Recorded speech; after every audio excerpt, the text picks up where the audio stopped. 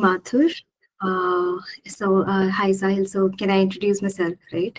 Yes, yes. Before you introduce yourself, I'll just give you a brief intro about her, right? Srishty graduated from Chitkara, one of the biggest private universities in the north uh, side of the country. And currently, she's working as SG3 in Amazon, right? Primarily focused towards AWS into the JPMorgan, right? And she's a very expert in particularly AWS, right? So in this particular thing, right, we will be learning from her about AWS, how is her career shaping up at JP Morgan, right? And how you guys can work on the insights, right? So a formal welcome from my side, Srishty, right? Over to you. So you can also introduce yourself and have a detailed one with the people. Yeah, thanks Sahil. Thanks for introducing me. Hello everyone. I'm Srishty Mathur. I'm currently working as an AVP SD3 in JP Morgan Chase. And as Sahil already introduced me, so my primary skills are into AWS and basically backend development. So I have total 10 years of experience in total IT experience, and in cloud services I have 7 years of experience and have majorly worked 90% in AWS. So my expertise are into this. So I'm looking forward to share my knowledge with you all. Hope the sessions goes well and I am able to pass my message to you. Absolutely. So, Sissy, if you have if you wanted to take intro of the things that you wanted to guide students, because we have a particular set of questions that we feel based on the input of our community that will be relevant, right? We can have that first, or if you have some presentation or you wanted to share, so we can work on that front. Yeah, sure, Sahil. So I prepared a small presentation to share some knowledge. So this will be the agenda. So I can share. So basically, we are going to discuss about what cloud is, some migration strategies, why companies want to move to cloud these days, uh, basically what are the steps to move to migrate to cloud, and some of my real life examples, my experience that I would like to share for migration, and some actually I think everybody must be knowing, or if not, we have a session on it, like basically some information about Netflix migration to cloud, and a career roadmap that from my perspective I can share with you, like what you can follow uh, to move into AWS or cloud migration side. So this is a basic agenda that I have prepared today. uh, Maybe you can let me know and we can move ahead. Yeah, you can start off with this, and I have this particular set of questions wherever I feel we need to put in, right? I'll put in. So if you have, you can start off. Okay, sure. Thanks, Sai. Okay, so I've already introduced myself, so I'll skip this. Okay, so what cloud is basically? So I think you all must be aware basic what basically cloud is. So you must have your photos or your files on your phone as in your phone storage, right? But what if you store it on a Google Drive, or what if you store it on some other drive on if you're using iPhones, then there is Apple Drives, right? iCloud. So that's what cloud storage is. So basically, everything on the internet, the computers, the storage, the servers. So that is, you access everything from the internet. So that's what cloud is. That is the basic definition of what cloud is. And currently in the market, you will find like multiple cloud providers. So one of the top cloud providers is AWS, which has owned the market currently. 90% of the market is owned by AWS currently. And then comes the Azure, which is from Microsoft, Google Cloud Platform. And there are many others like Oracle Cloud or Alibaba Cloud. Primarily it is AWS in the market these days. So moving ahead, why companies want to move to cloud. So I'm not sure if you're able to, I'll zoom it a little bit for you uh, to see the steps. If you're, is it visible? Uh, we can send it across, right? I think there's little bit visibility, right? Okay. And rest we will be able to send it across after the call as well. Okay, sure. Thanks, I. So basically, why companies want to move to cloud? So the basics scenario why there was a need to move to cloud. So if we talk about, Netflix, I have shared an example already in my PPT. Going ahead, I'll explain it here. So, for example, Netflix in 2008, they faced a major outage, DB outage basically in 2008. And that's when, because there was a huge traffic, they experienced millions of users at that time. And then that's what the time was when they decided to move to AWS. And uh, why they wanted to move to AWS? To handle the traffic at that time, because they were experiencing millions of users, right? So to handle the scalability. So scalability is one of the major reasons why people want to move to cloud. Then second is maintenance management. So if you have on-premise, your servers are on-premises, right? You have to maintain those servers. You have to pay for the people who will maintain it, the power, electricity bills, the space station bills, and etc. So cost efficiency is the second factor why companies want to move. Third factor is security. So now when cloud is stable, it provides a lot of security options. So you can secure your applications and deploy it on cloud, and you do not have to, maintain those servers. So by maintaining, you do not have any huge downtimes now. You can just spin up your servers in seconds, and you can scale them in seconds and without any downtime as well. So that is the major reason why companies or organizations want to move to cloud. So I'll move to the next.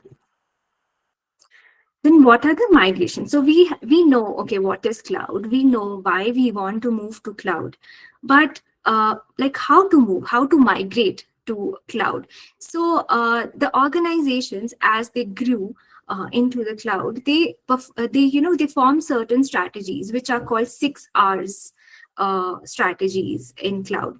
So uh, these are the names of those strategies: rehost, replatform, refactor, repurchase, retire, and retain. So these are the 6 strategies. I'll go through each one of them. So first is rehost. Rehost is when you do not have to make any changes in your application or in your code, and you do not have to migrate your database. You just have to pick your application and put it in cloud. So no changes required. You have to just move it as it is. That is the lowest cost strategy, as well as the quickest one. So that is lift and shift. You just have to pick it up and put it in cloud. The second one, which is replatform. Here, if you want to migrate your DB, for example, or any unique or any individual component from on-premises to cloud, then you need to apply this strategy, replatform. You are moving from one platform to another for that particular component only. So that is called replatform. Third one, which is refactor. Refactor means this gets involved when you have to make major code changes or application changes, or when you think your architecture, you want to move from monolithic architecture to microservice architecture. For just that example, in 2008, Netflix actually moved their architecture from monolithic to microservices. And this is the reason why they applied multiple strategies together. So you can apply multiple strategies together in one migration as well. For example, if you have microservices already in your application, so one microservice might need some other strategy. You might need to add SDKs, cloud SDKs, AWS SDKs, implement those SDKs, call APIs, to basically support your code and make it cloud supportive. to migrate it to cloud, but there might be some services which might not require these changes. So that's when you can use directly Rehost. So you can club multiple strategies and use them accordingly. Then the fourth one is repurchase. Repurchase is something when you do not want to use your own tool or component and you want to buy it from the cloud provider itself, right? So that's when you go for repurchase. Retire. So retire is something you do not want to migrate.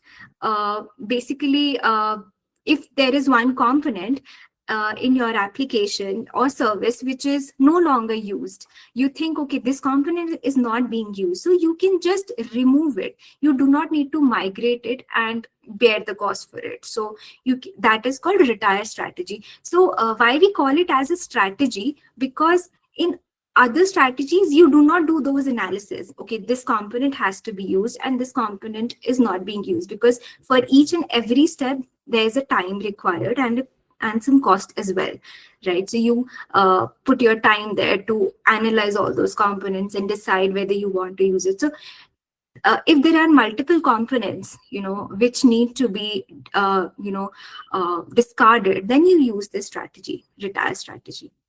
Then the last one is retain strategy. So retain is, there might be chances when you have some compliance issues or license issues from your organization's end, and currently you cannot move that particular component from on-premise to cloud. So you want to retain it on on-premises only. So that's, you can also call it hybrid migration, basically. So you are maintaining both on-premise as well as some of your components on AWS. So that is hybrid. So these are the 6 strategies which you can implement in your application, while migrating from on-premise to AWS. Okay. So moving ahead. Srishti, before we take up the next slide, right? Yeah. I just wanted to understand, as you are working in JPMorgan, right? Assuming it's a financial services company, right?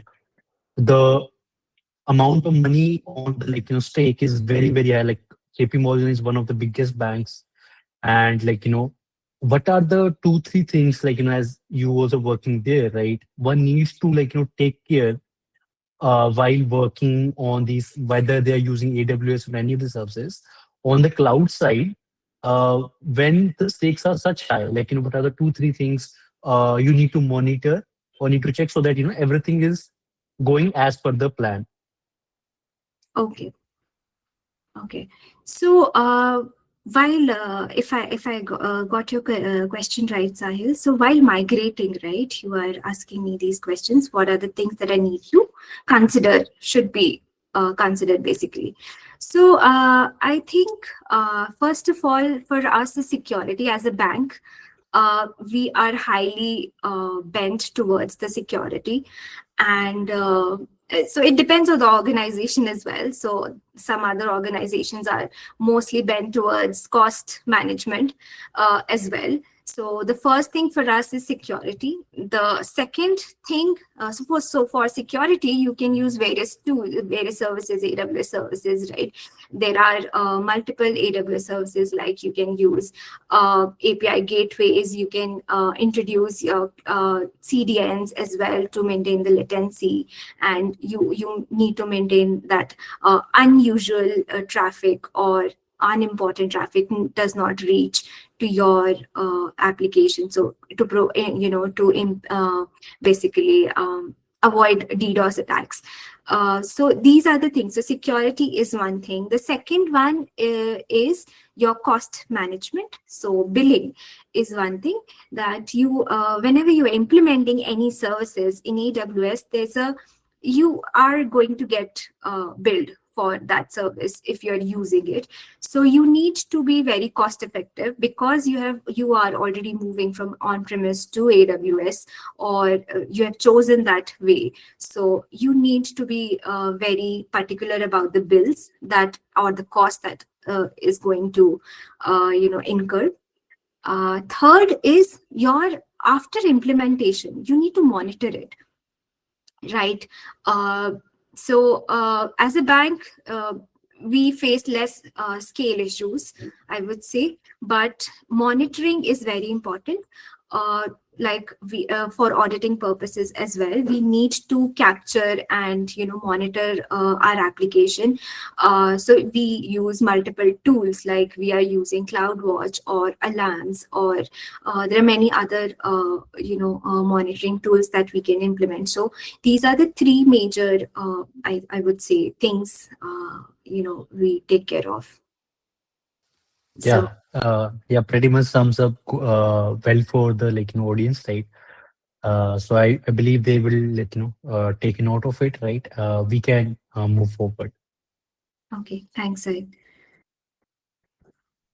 Okay, so the next is things to remember while we're migrating. So otherwise there is a huge list that you need to uh, take home, but these are the major things that you need to remember while migrating. So the first one is choosing the right strategy. So while migrating, so you need to come up with a good strategy. So as I told you, you can combine multiple strategies together in order to migrate from on-premise to AWS. But even before that, you need to do a good analysis. Okay, which application can, we can use this strategy. For this one, we can use this strategy. So choosing the right strategy. Second, you need to migrate in phases. You do not need to migrate all of it together. So first, for example, in first phase, you can go for your data migration. You can migrate your database first, and other files that are provided to you. You want to move it to S3 for storage purposes. So your data migration can be in the first phase, and then second phase you can migrate your small or less impacted applications, or if due to your business requirements, if there is you want to move high impacted applications or services first, then you can move that, and then so and so forth. So you need to migrate it in phases. Do not migrate all of it together. So that's these are the 2 points that you need to remember. And the third one is, after you have done the analysis, after you have chosen the strategy and everything, you need to build an architecture and a strong foundation that you are going to use these and these services in from the network perspective, because that comes in the security part and the scalability part, right? So the third thing you need to do is just make a strong foundation, so strong infrastructure that can hold your services, right? And after that, yes, you need to have a rollback plan. So in case you have a failure migration, you have a failure in it, you need to have a rollback plan. So you should know, okay, this is the path I need to roll back from to reach to the previous and the base.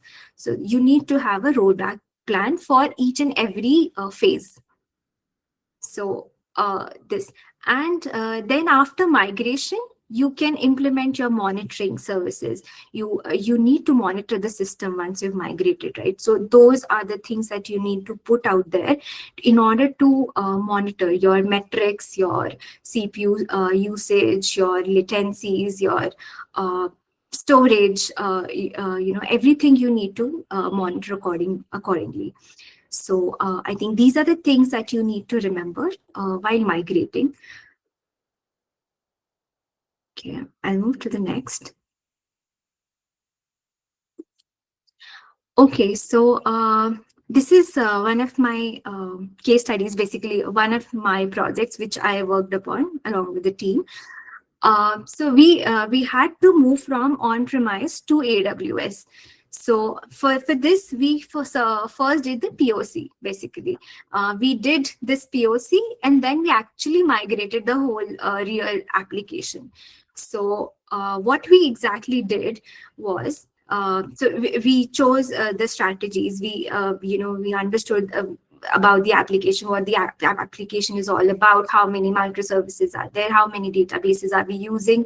So all those analyses were put on paper, and then we decided on the strategies. So basically, we used Rehost, Replatform, and Refactor, all three of the strategies. So because that application was very old and it was not cloud supportive, so we had to modernize the code as well. And it was a Java based application, so it was very old on version as well. So we had to modernize that version as well. So we use these three strategies. So what we did first, so we analyzed the application, we built one architecture, and that's when we built the infrastructure first. So we decided, okay, these services we are going to use, and we put it out there on the infrastructure on AWS cloud. So once we had put those services all out there, and we were, around 60% sure that, okay, our system is good enough and secure enough to handle the services, we started migrating our application. So once we migrated our microservices and database, both of them were done. That's after we came with the refactor strategy. So modernization of the code should be done at last after you have migrated your code to AWS, right? So post that, we supported our code to support the AWS cloud. So basically, we imported some of the SDKs and use some certain APIs, and due to which we had to change a little bit of code as well. So that's how we did it. So this is what I've shared in this slide. Apart from this, we are having some questions as well, right? Yeah. Srishti will be able to close the entire presentation in few minutes, right? In the meanwhile, please use the chat box. We have a few questions already there. Whether it is related to AWS cloud migration or general purpose, career oriented questions. We will be taking questions one by one. Yeah, so you can use the chat box. Yes, Srishti. Yeah, Sahil, can you please help me also to read the questions, because I might not be able to see the chat right now. Yes, yes. That is something we'll take once you complete your presentation. Yeah, thank you. Okay. Okay, so this is one of the examples which I already shared in one of the slides above. So this is the Netflix example which I shared, that they had a big DB outage in 2008, and it was for 3 days continuously. And that's when they decided to move to AWS. And for that, they also had to migrate their whole code architecture, basically. So from monolithic to microservices, and then from on-premises to AWS cloud. So why? Because of scalability.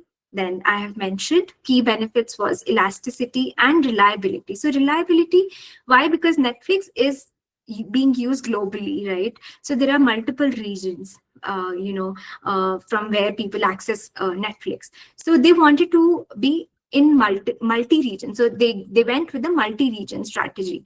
So because if one region goes down, they have another region to facilitate the requests to that particular region. Also, we have in AWS multiple availability zones to handle the latency issues and everything. So that's why Netflix went. And currently, in today's date, Netflix is completely on AWS. So it is their video streaming, their their chat options, everything is there on cloud. So they have nothing currently on premises. So this is one of the examples.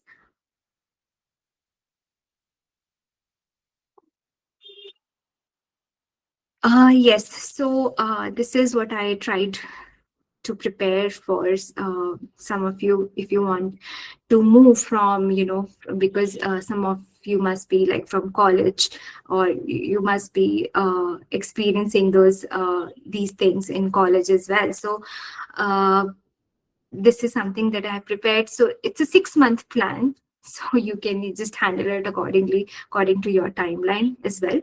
So basically, it's a brief to tell you what you should start with, how you should end it with. So this is that plan. So you can start, okay, lectures are good. I would say, yes, you can take Udemy references and you can do certifications. Those are good. So once you have basic knowledge of AWS services and its components and cloud terms, basically, so you need to have Linux knowledge as well when you are working on cloud migrate, especially as a developer or as in DevOps. So you need to have Linux knowledge and networking knowledge. So to build a strong network foundation on cloud, you need to have a good networking knowledge.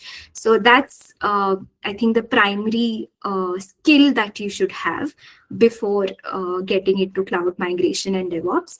So these are the prerequisites, I would say. Then once you're aware of cloud terms, networking and Linux commands and these things, then you move ahead by creating a AWS account. So AWS provides a free AWS account. It only charges for the services that you use, not what you create. So on your, so that's why it pay as you go. So how cloud is about pay as you go, right? So as you will use it, you will have to pay for it. So you can create a free AWS account, get a hands-on it, and start using basic services like EC2, like S3, Lambda. So these are the some very basic services. Start using it, get familiar with it, and then in the second month, you can just host a simple 3-tiered architecture project, simple, a basic UI, a hello world program, and host it on AWS by using an EC2. Use use an AWS RDS just for some basic queries, and use S3 for your file storage, or you can host your static website as well, your UI there, and you can have EC2 as a backend. So you can do that as well. So basic application to get a hands-on you can do. And then infrastructure as code. So basically in third, you need to have knowledge about Terraforms. So cloud or cloud formation. So AWS provides those cloud formation templates where you can just run your script and create the environment. So that is infrastructure as code. And then certifications. So yes, certifications are important, and I have shared, I think, probably in a few of my next slides, from where you can go and do the certifications and do the lectures. So you can do the certifications and learning. So this is the basic plan. Thank you so much, Srishti. All the things, right, right from the 6 R strategies and all, right. I feel like there was a lot of knowledge and real world insights, specifically Netflix thing, right? How they have completely shifted, and how Netflix is go to a company for anybody to understand and learn how cloud can help you scale, right? Uh, just wanted to take the questions and all that stuff, right? So that we can answer that, right? So we'll take the first question, right? Uh, it's from Tanish, that for someone starting a cloud career today, what are the core skills matter most in the industry? Like when it comes to hiring or getting into any cloud oriented role in a big company, what are the few key skills that you feel like should matter? Okay. Today in the market, there are many AWS or cloud courses available. So you do not need to have a degree, a technical degree for it. You can just go there online and do those courses and get a hands-on on it. And I think today, in times of AI, you do have a very good support of coding as well. You do have a very good support of how to use tools as well, but yes, you need to have a basic understanding of how you connect, basically networking. That's how you connect to things, basically how networking works, how Linux works, why are you doing this. So these are the basic knowledge that you definitely need to have before you enter into cloud journey. So cloud services definitely help you, but it will be very good if you have some technical knowledge. It will help you enter into the technical domain for cloud. And today in the market, there are a lot of jobs for technical domain in cloud. So I think getting basic coding, networking, Linux knowledge, and then do AWS services and courses and understanding, it will help you grow. Uh, Srishti, this question is like quite personal on my side, right? I think you are into the corporate for more than 10 years now, right? And based on your experience, what do you feel like, is the one skill that you feel like, you should have learned beforehand? Obviously, you are already having that skill, right? Any skill, whether it's related to AWS or in general, that can help these new people, because majority of our community are from colleges or people who are looking to enter the corporate world. So that one major skill that you feel like is very important into the corporate world. Okay, so I think good communication, first of all. You might be having good communication outside, but I think learning the communication within the team, collaboration within the team, with your seniors or with the management, that is really important. Your positive attitude towards things, problem solving skills matter the most, basically. So I think this is what I learned, that before you enter corporate world, try to have good and positive communication and positive attitude towards what you're working upon. Got it. And you are into the field of this cloud and AWS and all other related technologies. What are the emerging technologies or trend you are seeing firsthand into the cloud ecosystem or the cloud industry? Okay, so I would go for the architectural things. Uh, Today, I think coding and other things are being helped by AI. So they are being supported by that. But designing the applications, finding the right solutions, that matter the most. So I think design and implementation you will do if you understand what you need to do. So designing, I would say. So, Srishti, I think when Amazon, launched AWS, then we have GCP as well. Now Microsoft with their thing as well, right? What do you feel like, this hyper growth, AI coming into the picture, right? You need more and more computation and everything is going into the cloud only, right? That all these things that are there, right? So will the growth will continue like it is being there from the past couple of years, right? Or do you feel like there will be some sort of stagnation in the overall cloud market? Okay, so if I got your question right, you're asking if the cloud is going to stay for long, or Yeah. okay. So I think technology is something which is changing rapidly these days, but I would say cloud is here to stay, and it has been in the market since a very long time. uh, Now it has boomed up recently in a few years, but it has been in the market. And I think because it saves a lot of time as well, and a headache of maintaining your servers on premises, and also it gives you good security options as well. So operational things are very good in cloud. So I would say yes, cloud still has a very good booming future ahead, and it is going to remain for the next, I suppose, for the next decade at least.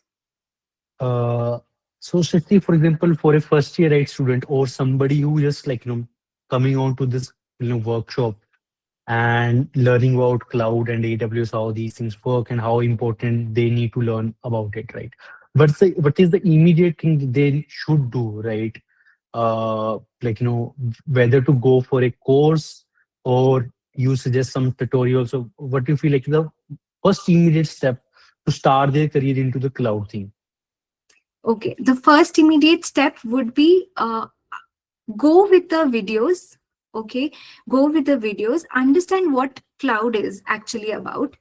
And then if you like it, if you want to move into it, if you think that you are able to understand it, then start preparing for it. How to prepare for it?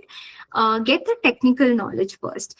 Even if you're designing, you need to have a good hands on, first of all, and then only you can design good applications ahead. So first get that good technical knowledge. By that, I mentioned, I think in one of my slides, that you need to have good network understanding. You need to have a good Linux commands understanding. You need to have at least one uh, language, technical language like Python, Java, or Node, or these things. So you can learn any of them, so that you can build a start building a small application on it. So this is the basic thing that you can start with. In the career section slide, you mentioned about hosting a three architecture project, simple project, right, onto the cloud, right? When they are starting their journey, right? Is there any application or any sort of a uh, you can say student or level of project that one can start doing, right, so that they can have as a portfolio project that this is something I have worked on cloud. Okay. So basically, you can pick any database, basically a management project you can pick. That is one of the simplest projects. Maybe you can take a hotel management project, that is this restaurant management, or a book library management project. So take a management project which is very simple, straightforward, or media management project, and which includes database as well. So you have a small website or a web page, not very huge data you will have for the management. You will have a relational database management project. So you'll have to use a relational database for this one. So you'll have a good knowledge around that as well. And then take any language. You can use Python or Java or Node to build that project, and then host it on AWS. So I think management project is the basic and straightforward project. While we were discussing about the migration and all, right, you mentioned about that security is one of the key aspects. Obviously, you being working as in JP Morgan adds more value, but obviously any company in the world wants to be secure while they are doing stuff with the cloud and all that. You are a seasoned in this, right? And obviously new people will be joining your teams around in the company, right? But are the common security mistakes people tend to do, right, while they are interacting or managing the cloud architecture of their company? Okay. So I think especially encryption of data. So the first and foremost thing, encryption of data is very important. So they need to manage that from the data perspective. There are a lot of AWS provides a lot of services to secure your data from that perspective. Second, the credentials that you are using. You need to use so AWS, one of the services is AWS Secrets Manager, where you keep all your credentials, and it is very much secure to use, so that you can use. Then from the network perspective, you can introduce various services like API gateways. You can introduce to secure your APIs, backend APIs. Then there are many services like you can also introduce gateways in your infrastructure to manage the traffic coming. So it will prevent those attacks. So you can use those. And yes, separation. So separation of your backend and your UI code. So that needs to be secured. Again, you can use different subnets and gateways together as a combination to separate them. So these are certain basic things I think people should remember. So otherwise there are a lot of on database side, there are a lot of things that you can put ahead. There also you can use gateways. There also you can use gateways to prevent your data traffic coming to your data, so that outside directly nobody can reach out to your database, so that you can use. So such things, services you can use. We have a community member, right, who is Okay. already a AWS certified solution architect, Oh, right? And he's saying, I am a fresher now going into the real world. So what would next path in my cloud journey? Since past quarter, every cloud providers focus more on AI fields than creating new cloud service, right? So he's already done his certification, I believe, right? So can you please guide what next steps he can take? I would say just move ahead with the. That's very good if you've done the solution architect. So congratulations on that. But you should move towards the same direction only. This is a very good direction these days. If you have a very good hands-on, if you have good, if you think you're confident that you have good technical skills from the backend perspective, you can definitely crack. Good interview from that side. And yes, people, if companies are focusing on AI these days, but if you check, they have introduced some of the services which are AI based. So like AWS has introduced AWS Bedrock. This is one of the services to generate images or chat purposes, chatbots they have introduced. So the so companies are introducing AI services as well, and it is booming as well nowadays. But it's a I would say, don't focus only on AI. Focus on the basic structural, basically the foundation of the networking. So your security should be the first priority. So if you are good with that, I think other services you will learn with your experience in the organization, uh, as you will get the projects. But yeah, you should be getting good interviews. Should be able to crack those if you have good knowledge around the solution architect certifications. Now an important question is what are the key steps in an end-to-end AWS migration workflow? Like what are the key things one needs to keep in mind before taking on the end-to-end migration in the AWS? Okay, so I had shared this in one of my slides. Um, so these are the key things that you definitely need to remember before or while doing your migration. So first of all, as I explained, choose the right strategy, and before even that, you need to analyze it well. What is your application about? What are the components of your application? What For which component you'll use which strategy, right? So choose the right strategy. Once you're done with that, you can move to the phases. Design the phases. In this phase I will do this. This phase you will migrate this particular component. So once you have designed the phases, once that is done, then you need to move for the infrastructure. Build the infrastructure first on cloud, strong, secure, which can handle your microservices or your application on cloud. So build the infrastructure, good, take time there, and build good infrastructure there, and then you move your application on cloud to the EC2 servers or ECS Fargate or what all services you are using. There are a lot of options that you can check while moving your application. So then you move your application, and after that, if required, then you use the refactor strategy, which is modernizing your application.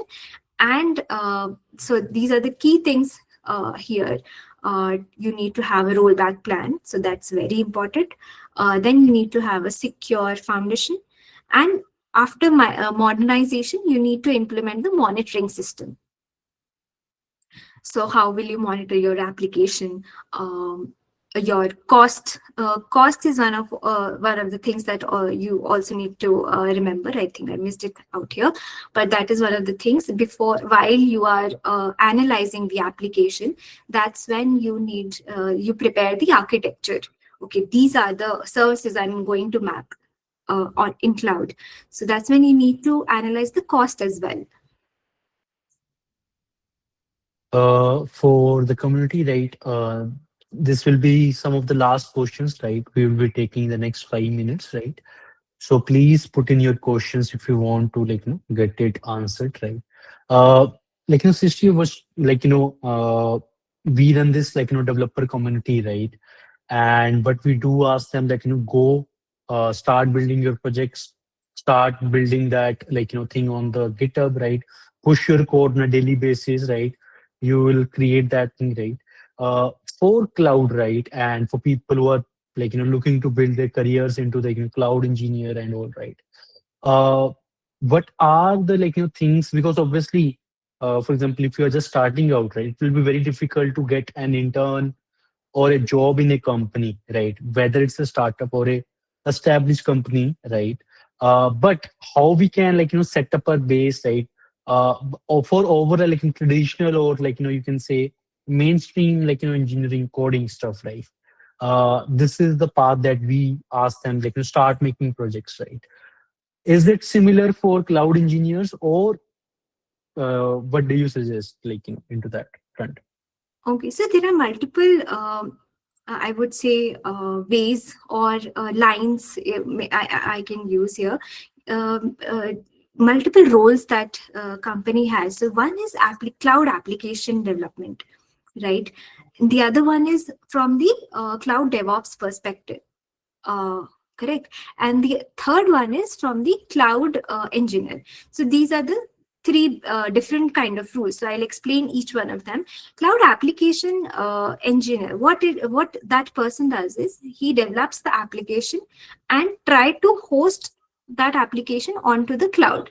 Okay, so a developer works on the application development as well as he gets a chance to build the application on the cloud infrastructure as well. At least for the lower environments, you will definitely get a chance to build the infrastructure. If you go to the DevOps role, then you will not have a much chance, I would say, to develop an application, but you will be entirely working on the cloud DevOps, maintaining the CI/CD pipelines on cloud, just like big buckets we use, right? So on that side, so Terraform scripts you'll have to work upon. So this is the third one. This is the second one. The third one is which is cloud engineer. So those people only design the infrastructure and maintain them. So you can create the infrastructure by creating different services in AWS, and you can ask the developer to deploy his code onto that infrastructure. So these are the different roles. If you go to some startups or maybe mid-size organizations, there you get a chance to do all of it together as an individual. However, if you'll go to MNCs, you'll have a specified role for each one of them.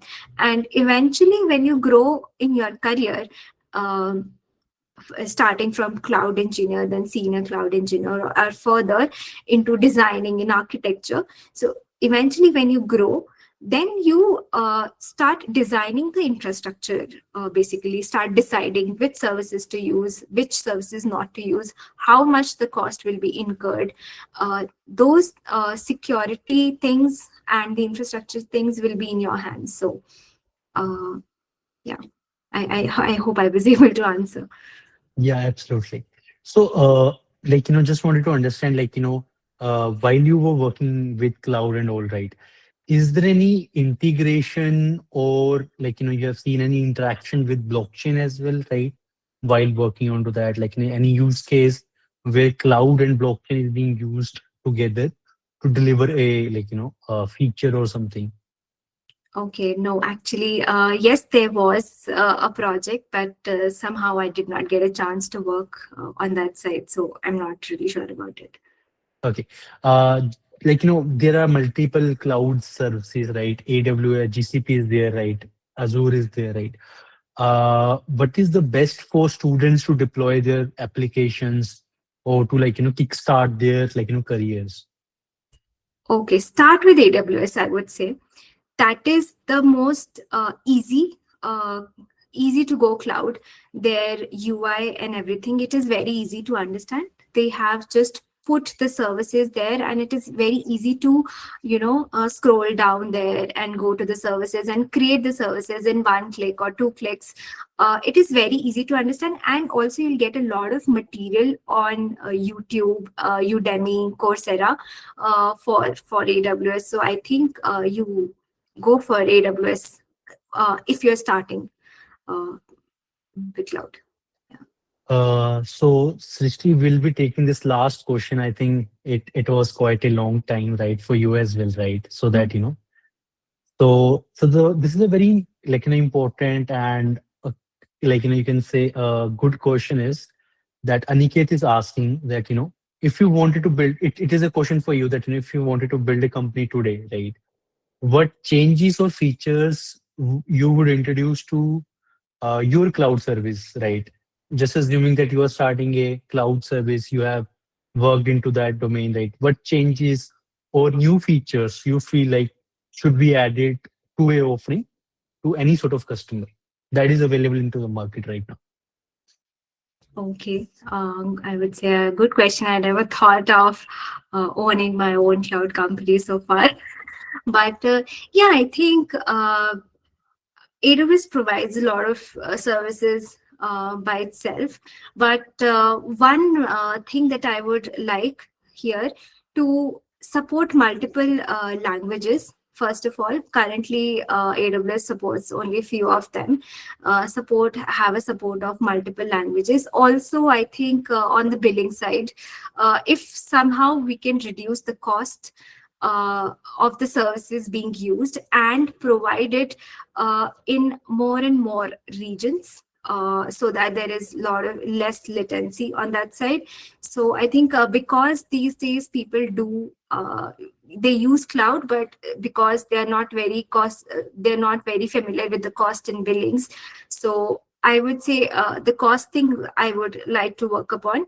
uh, Second, I think for more scalable, it is okay, but I think the latency issues by providing it in multiple regions, that I would try to do. Yeah, I think for now, these kind of things I would, yeah. Yeah. Thank you so much, Srishti, for doing this, right? We are really, really thankful to you, right? The kind of experience you are bringing and making people learn from scratch, right? And I really hope that people who are joining in today, right, will be taking quite a notes, right? And you guys can connect to Srishti, right, on LinkedIn or and apart from that, right, it was a great session, right? Thank you so much, Srishti, for coming. And I hope we can get more sessions from you whenever you get a chance, right? Because it's the great way I know that most of the people are very busy with their schedules at the companies, right? But still you gave us 1 hour, really, really thankful. Yeah, no problem. I'm always happy to share my knowledge in any form. So thank you. Thanks for supporting and attending the session. So thank you. Thank you, guys. Thank you so much for joining in, right? Please keep stay updated and keep following us, right? We will be sharing more sessions, right? We are bringing another workshop next week, right? With another expert, right? And we will be lining each workshop every week, right? So stay connected to us, right? You can keep following us on LinkedIn, Twitter, right? And yeah, thank you so much, guys. Have a happy weekend. Thank you. Thank you. Thank you. Thank you, Srishti.